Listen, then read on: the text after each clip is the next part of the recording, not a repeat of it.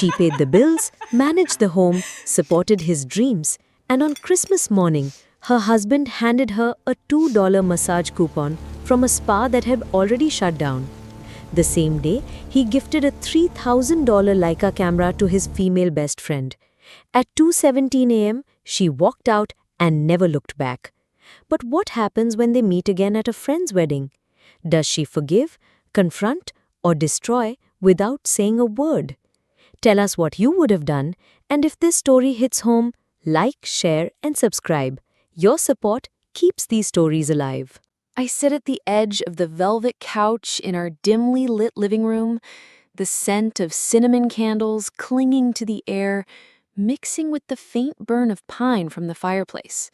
The Christmas tree glows in the corner, curated, color-coordinated, and cold. My husband, Ethan, insists on using only silver and black ornaments. Modern, classy, he always says. No room for sentimental chaos, no room for the crocheted star I made in 3rd grade. That one disappeared years ago. It's Christmas Eve. Snow dusts the window panes, and my phone still buzzes from coworkers texting holiday memes and congratulations for the promotion I quietly earned last week, senior structural engineer. I haven't told Ethan yet. I don't know why. Or maybe I do. He's across from me now, seated with a flourish beside the marble coffee table like it's a stage. A gift bag with bold, elegant wrapping sits in front of him, tied with satin ribbon. To Rachel, he says, his eyes sparkling with delight. She deserves it. His voice rises just enough for the room to hear, or for me to hear. I watch him slide the bag toward the edge, imagining her expression. Rachel, his best friend, the woman he swears is just like a sister, the one who FaceTimes him in robes, the one he cancels our dinner reservations for because she's feeling down again. "What did you get her?" I asked lightly, trying not to grip the mug in my hands too tight. He grins and lifts the contents with both hands. A camera box. Leica. Limited edition. At least $3,000. Maybe more. She's been talking about doing a photography project on intimacy. She sees things others miss. She'll make magic with this. A handwritten card flutters from the ribbon. I don't read it, but I catch the words, "To the one who always sees the real me." My mouth goes dry. I glance around for my gift. There's one small envelope with my name on it, placed flatly on the edge of the table, like an afterthought. No ribbon. No bag. "Open it," he says with a boyish smile, like he's offering me a treasure. Inside, one single coupon. A free massage from a local spa we both know shut down 3 months ago. The voucher is valued at $2. He must have gotten it at some neighborhood gift swap pile. There's no message, not even "Love Ethan." Before we go any further, comment where in the world you're watching from, and make sure to subscribe, because tomorrow's story is one you don't want to miss. The morning after Christmas, I wake up to silence. No clatter of dishes, no music, just the dull hum of the heater and the slow ticking of the wall clock Ethan picked out on Etsy. Minimal, sterile, like so much of this apartment. He's still asleep, his mouth slightly open, one leg draped over the edge of the bed like a child mid-tantrum. I stare at him, wondering when exactly I began walking on eggshells around someone I used to dream about. In the bathroom, I catch my reflection, eyes tired, skin sallow. A woman who hasn't cried. Not because she's strung, but because she's numb. I study myself like an architect examining a foundation. Is there anything salvageable? On the counter lies a lipstick I haven't worn in months. Ethan said red makes me look aggressive, so I stopped. Just like I stopped wearing heels around his friends. Just like I stopped talking about work at dinner parties. Once, I came home beaming after leading my first major skyscraper project. He smiled flatly and said, "Don't say that too loud. Some men get intimidated." That night, I changed the subject to his music blog, which hadn't been updated in over 6 weeks. Looking back, it's all so quiet. The erosion didn't come in hurricanes, but in whispers. "Are you sure that's what you meant? You don't have to be so intense. You make things so transactional." He never yelled. He never hit. Instead, he made me question if I was too much, too focused, too capable, and I, in some twisted attempt at harmony, tried to become smaller. I remember when we first moved in together. The lease was in my name. The down payment came from my bonus, but he told everyone we bought the place. I nodded and smiled, as always. Then there was Rachel. He met her at a photography workshop 3 years ago. She had wide eyes, freckled cheeks, and a voice that always sounded like a question. Ethan called her his mirror. She called him E. I tried. I truly did. I included her, invited her to holidays, watched her sip wine on my couch as she complimented Ethan's emotional depth. I laughed at their inside jokes. I forgave the long late-night calls and the pictures she'd text him of sunsets and tangled bedsheets with no caption. I asked once, just once, if he thought their closeness crossed a line. He sighed, wounded. "Wow, I didn't expect that from you. I thought you were the evolved one." So I apologized. Of course I did. I apologized when I got home late from meetings. I apologized when I was tired and didn't want to talk. I apologized for the promotion I never mentioned. This is how it happens, isn't it? You love someone. You want them to feel safe. You make space. And then one day you realize you've built them a palace and left yourself standing in the cold. Today, I see the blue Leica bag still sitting on the kitchen stool. Rachel hasn't picked it up yet. I don't touch it. I don't throw it away. It's not about her anymore. This isn't jealousy. This is the sound of truth settling in. And it's louder than any lie I've told myself. I don't plan it. Not really. At 12:47 a.m., I'm still lying in bed beside Ethan, eyes wide open, staring at the ceiling fans spinning lazy circles above us. He mumbles something in his sleep and turns away from me. I wait for the warmth of his body to reach mine. It never does. The apartment is dark except for the glow of the Christmas tree, silver and black bulbs flickering like silent witnesses. The Leica bag is gone now. I don't know when he gave it to her. Maybe while I was loading the dishwasher or answering a late work email. Maybe I was there, invisible as always. By 1:15 a.m., I'm sitting at the kitchen table, laptop open, typing a list. Passport, work laptop, bank documents, college photo album, grandma's ring, toothbrush. It's not just packing, it's inventory. Proof that I still exist, somewhere beneath the life I built for someone else. The suitcase emerges from the hall closet with a satisfying hiss. I fold jeans with practiced efficiency, slide in sweaters, boots, a small toiletry bag. I don't bother with the dress Ethan said made me look too successful. I skip the wedding china. I skip the anniversary frame. I leave the designer bag he gave me 3 birthdays ago, after I cried through dinner because he forgot. He left the tag on, said I could return it if I didn't like the color. At 1:52 a.m., I write a note on a sticky pad and place it in the center of the coffee table. This isn't about Rachel. This is about me finally choosing myself. Please don't call. I know he'll call anyway. He'll leave voicemails full of confusion and concern, then anger, then guilt. I won't listen to any of them.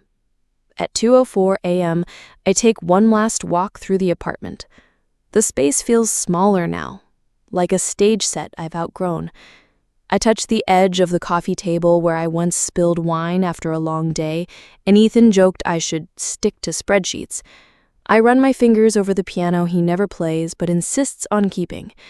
Inspiration matters even if you're not productive. I glance at the fridge where my magnet calendar sits untouched, appointments scheduled no one ever cared about. The air is thick with quiet, the kind that comes right before a storm or a sunrise. I lock the front door softly behind me. Outside, snow falls in lazy spirals, blanketing the street in white. My breath fogs the air as I load my suitcase into the back seat of the car, the one I paid off 2 years ago while Ethan debated leasing something edgy. I slide into the driver's seat, turn the ignition. Bing Crosby starts singing from the radio, "Have yourself a merry little Christmas." I twist the knob until he disappears. At 2:17 a.m., I pull out of the driveway for the last time. The $2 massage coupon lies folded on the passenger seat. I don't cry. I don't shake. I just drive. San Francisco doesn't feel like a fresh start. It feels like debris after a demolition, and I'm the only one holding a broom. Monica meets me at her front steps just after 9 a.m., hair in a bun, coffee in hand. She doesn't ask questions, she just opens her arms. I fold into them without a single word. "This isn't pity," she whispers into my hair. "This is friendship. Let that sit somewhere safe in your brain." Her apartment smells like lemon oil and lavender. The spare bedroom has a window facing east and a small bookshelf already filled with novels I once recommended to her in college. A guest robe hangs on the door. "You're not crashing," she says as I put my suitcase down. "You're landing." For 2 days, I sleep. Not because I'm exhausted, but because my body, for the first time in years, doesn't feel like it needs to keep watch. On the third morning, I log into work from her dining table. My inbox is a jungle of congratulations, promotions, and project updates. No one there knows I left my husband on Christmas morning. No one asks. I open a blank email to my regional director. Subject: relocation request, urgent. I don't explain, I just attach my updated address, request a transfer to the San Francisco office, and hit send. By noon, my phone buzzes. Approved. Start date January 3. Welcome home. I stare at the screen like it might be a trick. That's the thing about being chronically undermined. When someone finally says yes, it feels like a prank. "You got it?" Monica says, walking in with a plate of fresh sourdough and avocado. Her voice already knows the answer. I nod. "I start next week." "Perfect," she beams. "Also, you're seeing Dr. Levine, Tuesday, 4 p.m. No arguments." I open my mouth to protest. Monica raises a brow. "Your face is screaming, I can handle it on my own. And honey, you've been doing that for too damn long." She slides the card toward me. Dr. Elaine Levine, licensed therapist. Specialties: emotional abuse, codependency, recovery. I don't say yes, but I also don't throw it away. That night, we open a bottle of cheap red wine and make a no more lies pact. I tell her everything, the things I was too ashamed to say even in my own head. The $2 gift, the jokes disguised as love, the way I felt I had to dim my light so he wouldn't feel small. "You're not selfish," Monica says after a long silence. "You're self-rescuing." The next morning, I walk to the corner cafe. It's chilly, but not biting. I order coffee without asking anyone how they like theirs. I sit by the window and do absolutely nothing productive. I don't text updates. I don't check if Ethan noticed I'm gone. And for the first time in a long time, I feel something almost unfamiliar rise in my chest. Not relief, not sadness, possibility. Dr. Elaine Levine's office smells like lemon polish and something older, like paperbacks and sun-warmed wood. It's not cozy exactly, but it's safe. She wears flat shoes and a muted green sweater. There's no clipboard, no pen clicking, just quiet waiting, like she's giving me full permission to take my time. The first session, I say nothing for 8 minutes. Then I blurt, "I left my husband on Christmas." She doesn't blink. I explain the $2 coupon, the Leica, the years of being diminished in my own home. I say it all without crying, not because I'm strong, but because the emotions feel locked behind some kind of dam I built long ago to stay functional. Dr. Levine listens. When she finally speaks, her voice is low and measured. "Have you ever heard of the term gaslighting?" I nod vaguely. "Let's name some of it together," she says. Diminishment, emotional invalidation, control wrapped in praise. You've been made to question your reality for a long time. She gives me homework. Write down every time you felt small for being capable. The list fills 3 pages. Monica convinces me to join her Saturday pottery class at the Community Arts Center. I protest. Clay feels too messy, too unstructured, but I go. The instructor, a woman in her 60s with silver hair and paint-splattered overalls, places a lump of cold, stubborn clay in front of me. "Don't force it," she says. "Let it tell you what it wants to become." At first, I make nothing but flattened discs and lopsided bowls. But the process, hands deep in earth, forming shape out of chaos, becomes addicting, cathartic. I start to crave the silence. In therapy, I learn how to spot manipulation before it wears a disguise. I practice saying, "No, that doesn't work for me," and not filling the silence with guilt. I go on long walks without checking in with anyone. I delete old voicemails without listening. I buy a futon, a desk, and a lamp. No one else gets a vote. Monica drags me to an alumni event where I meet Elliot, an environmental engineer who listens like it's a superpower. He doesn't ask about my ex. He asks about the last building I helped design. When I mention the stress of navigating male-dominated work sites, he doesn't say, "That's the industry." He says, "That must be exhausting." We have coffee, then walks, then nothing serious, then something solid. He asks if I want help assembling a shelf. I say no. Then I change my mind.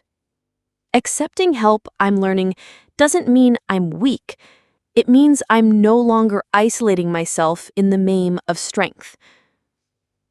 One night, after therapy and pottery and a surprisingly good day at work, I stand in my little apartment, 600 square feet of my own decisions, and realize I don't miss my old life. Not the condo, not the career title, not even the man who used to call me his rock while chiseling away at me. What I miss is myself. The woman I was before I learned to apologize for shining. She's coming back now, bowl by bowl, boundary by boundary, breath by breath. The first Christmas morning in my new apartment arrives without fanfare. No pine-scented candles, no matching pajamas, no forced smiles around a camera lens. Just sunlight through west-facing windows, streaming across bare hardwood floors, and imperfect pottery bowls. I make coffee the way I like it. Strong, black, no one calling it too bitter. Monica texts first. "You better not be working. Turkey's in the oven. You coming?" I text back a selfie in a knit sweater, coffee in hand. No makeup, just peace. On my way. This year, the gathering is in her sun-filled dining room. Elliot is already there, elbows deep in mashed potatoes, wearing an apron that says, "Engineer by day, chef by force." Someone brought homemade stuffing. Someone else brought pie. I brought wine. And my presence. Lana! Monica greets me at the door like I've been gone for years. I haven't been gone. I've just been elsewhere. In recovery. In reconstruction. Around the table are new people. Friends from pottery class, coworkers from the firm, Monica's book club crew. No one here expects me to explain who I used to be. They just meet me where I am. After dinner, we exchange small handmade gifts. I unwrap a hand-glazed mug with my name carved at the bottom. The letters are slightly off-center. It's beautiful. Later, Elliot hands me a small package wrapped in brown paper. Inside the front cover, he's written, "To Lana, who didn't just run, she reclaimed." I feel the tears before they come. Not the aching kind, the full kind. We sit on the balcony afterward, a blanket over our knees, city lights blinking like slow heartbeats in the distance. "Do you miss it?" Elliot asks softly. "What?" "The life before." I consider it. I think about the old apartment, the walls painted in eggshell approval, the couch I wasn't allowed to choose, the man who called me his lighthouse, while making sure I never left shore. "No," I say, voice steady. "I miss who I thought I had to be." He nods, says nothing. That's something I love about him, the way he doesn't try to fill my silence with noise. Back inside, on the mantel, sits the lopsided pottery bowl from my first class, glazed now, gold-streaked from a mistake the instructor called a happy accident. Next to it, I've placed a folded card with a handwritten quote from my therapy journal. "You are not selfish for choosing peace over performance." The massage coupon is gone, the spreadsheet shredded. But I've kept one thing from the past, the little calendar magnet I once used to track Ethan's gigs. I've repurposed it now. Not for appointments, but for marking days I chose myself. Today gets a star. I don't leave the wedding early. I stay through dinner, through the speeches, through the first dance. Not to make a statement, but because for the first time, I don't feel the urge to run when things get uncomfortable. I sit at a table near the back, beside Monica and a few acquaintances who've become friendly over champagne. When Rachel stands to thank the guests, she doesn't mention me. She looks in my direction once. I meet her gaze and hold it until she looks away. Later, in the hallway near the restrooms, she finds me. "Lana," she says, voice soft, "can we talk?" I nod, but I don't move. She stands across from me, hands clasped in front like a student waiting for permission. "I know what you think," she begins, "but Ethan and we were never—" "You don't need to explain," I interrupt. She falters. "I just want you to know I never meant to come between you two." I nod slowly. "That may be true, but you never meant not to, either." Silence. I'm not angry, but I'm also not interested in rewriting history to make anyone feel better. She swallows. "He really struggled after you left." I smile, small and sad. That's not my responsibility anymore. I walk away without theatrics. Back at the table, Monica slides a fresh drink toward me. "You good?" I nod. "Better then." The following week, Ethan calls. I don't pick up. He texts 3 times, long paragraph-style messages full of half apologies and wistful memories. I don't reply. On Thursday, a package arrives at my new apartment. No return address. Inside, the massage coupon, now laminated, and a card. I get it now. E. I set both items on the counter, next to the tiny ceramic bowl I made in pottery class, the first one, lopsided and unglazed. For a moment, I just stare at them. Then I slide the coupon into the trash. The card, I burn. In therapy, I tell Dr. Levine what happened. She raises an eyebrow. And how did that feel? I say, clean. Like I washed something off me I didn't know I'd been carrying. She nods. That's what a boundary feels like. Not a wall, just clarity. I pause. I used to think walking away was giving up. And now? Now I think staying would have been. I donate the last of Ethan's old sweaters I kept out of habit. I return the pressure cooker he gave me, the one he joked I needed to keep up with his mother. I cancel the shared Spotify account. One click, one password change, one thread at a time, I reclaim the space I once surrendered. Elliot, patient and grounded, asks me how he can support me. I say, don't fix me. Just meet me where I am. He nods. Deal. He doesn't try to be my safe place. He just lets me build my own and stands quietly beside it. Some boundaries look like locked doors, others look like silence. Some look like smiling at your past and not inviting it in. Mine looks like a woman standing at her own threshold, holding no one's guilt but her own peace. The first Christmas morning in my new apartment arrives without fanfare. No pine-scented candles, no matching pajamas, no forced smiles around a camera lens. Just sunlight through west-facing windows, streaming across bare hardwood floors and imperfect pottery bowls. I make coffee the way I like it. Strong, black, no one calling it too bitter. Monica texts first. You better not be working. Turkey's in the oven. You coming? I text back a selfie in a knit sweater, coffee in hand, no makeup, just peace. On my way. This year, the gathering is in her sun-filled dining room. Elliot is already there, elbows deep in mashed potatoes, wearing an apron that says, engineer by day, chef by force. Someone brought homemade stuffing. Someone else brought pie. I brought wine. And my presents. Lana, Monica greets me at the door like I've been gone for years. I haven't been gone. I've just been elsewhere, in recovery, in reconstruction.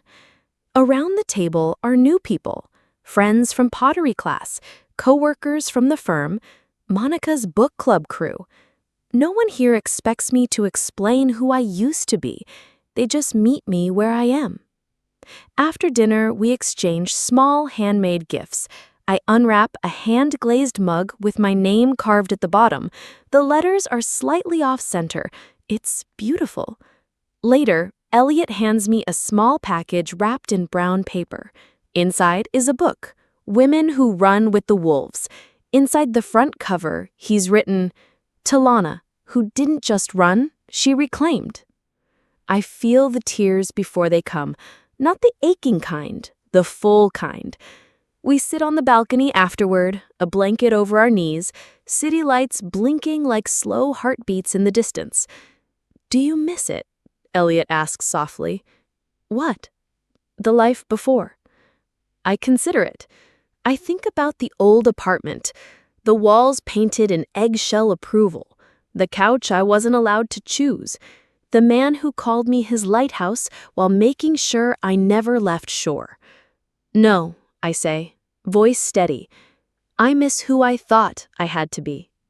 He nods, says nothing. That's something I love about him, the way he doesn't try to fill my silence with noise. Back inside, on the mantel, sits the lopsided pottery bowl from my first class, glazed now, gold-streaked from a mistake the instructor called a happy accident.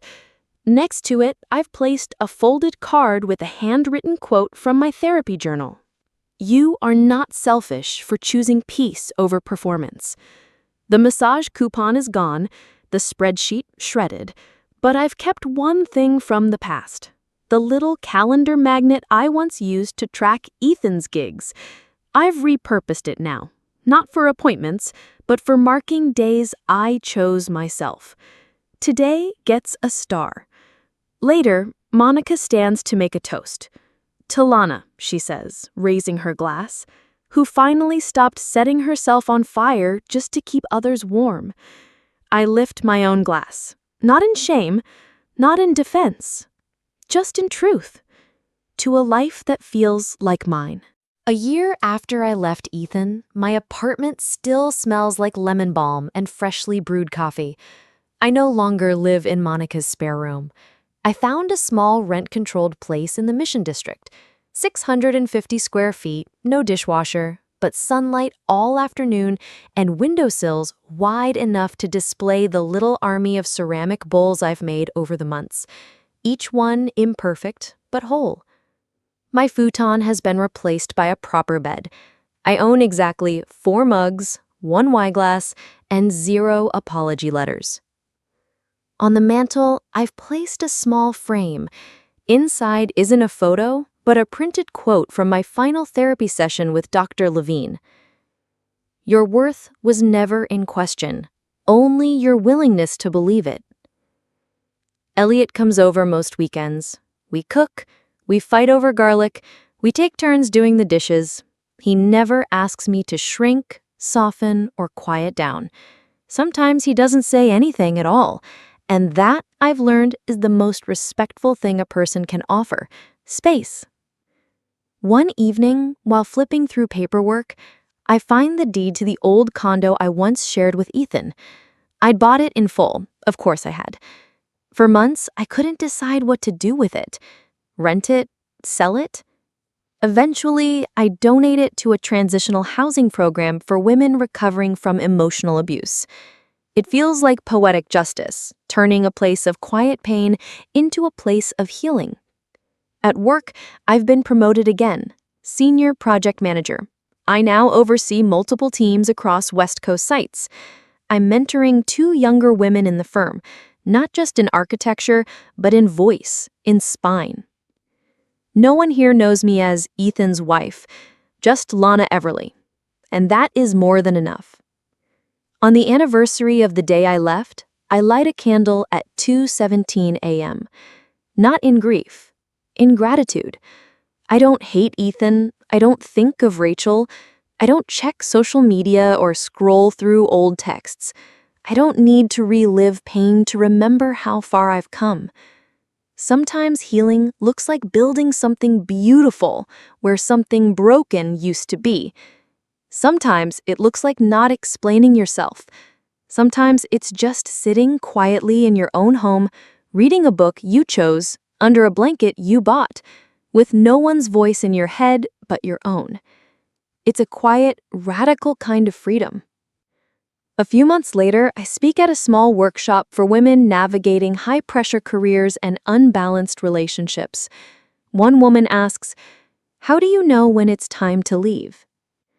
I pause, then answer, "When you start negotiating with yourself about what love should cost, it's already too expensive." They nod. They understand. I end with something Dr. Levine once told me, now etched into my bones. Peace isn't something you're gifted for good behavior. It's something you claim when you stop asking others for permission to feel whole. As I leave the building, I glance at my phone. No new messages, no missed calls. Just one reminder. Today, pottery class, 6 p.m. Bring new ideas. I smile. I'm still shaping clay, still shaping myself, but now I do it with steady hands. We don't always realize when the shrinking begins. Sometimes it looks like choosing the cheaper restaurant because he's feeling emasculated. Sometimes it sounds like laughter at your expense in front of his friends, the kind that makes you smile through clenched teeth. And sometimes it comes wrapped in wrapping paper, a gift meant for someone else while you sit with silence and obligation. But the real betrayal isn't the $2 coupon. It's the slow erosion of your worth buried under years of "you're too intense," "you always succeed," and "you don't need anything." Lana's story isn't just about walking away from a man.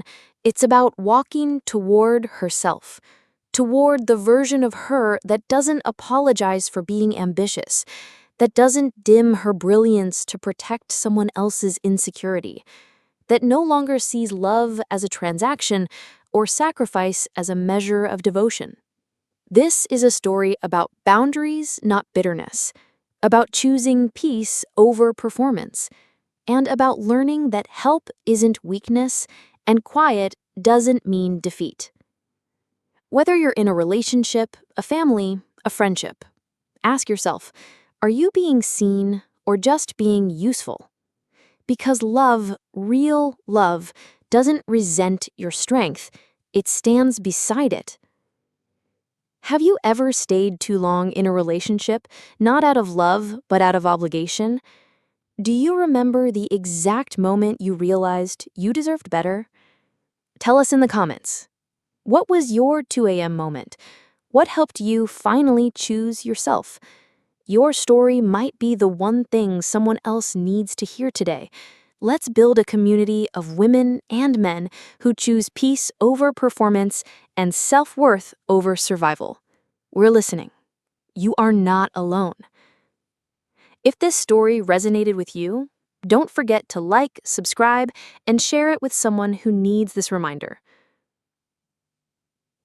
Hit the bell so you never miss a new story, because next week's episode dives into a woman who faked being married for 10 years just to avoid family pressure.